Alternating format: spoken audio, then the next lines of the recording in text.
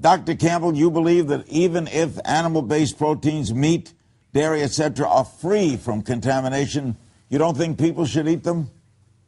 No, I don't. I think the closer we get to a plant-based diet, I should say a whole foods plant-based diet, the healthier we're going to be for all of us. A plant-based diet, whole foods plant-based diet, really has all the nutrients we actually need at optimum levels of intake.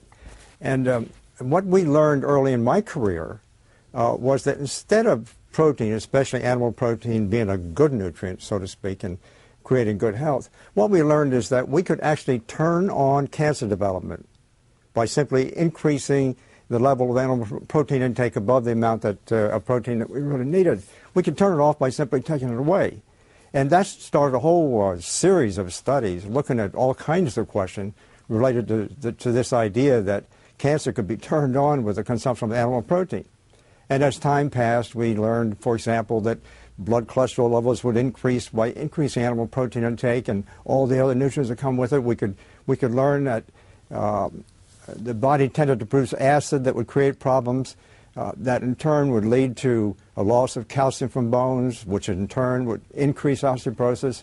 And so it was a long series of studies for many, many years. That some of the larger meat processors and grinders in this country are unconscionable and border on the criminal.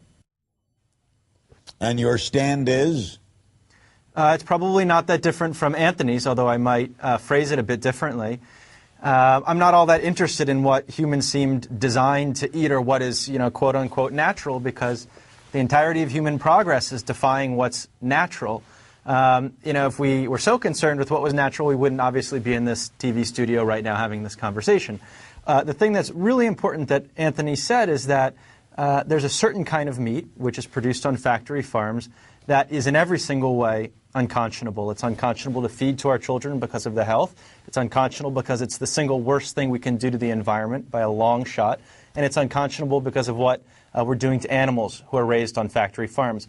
What Anthony didn't say, and I wish he had, is that 99%, upwards of 99%, of the animals that are raised for meat in this country come from factory farms. So when we're talking about meat, when we're talking about the meat that they sell in grocery stores, when we're talking about the meat that we order in restaurants, we are effectively talking about factory farms. And I think it's a wonderful thing for someone with the reputation and as much intelligence as Anthony has to come out against factory farms. But the crucial part of the picture is to say to America, this is almost everything.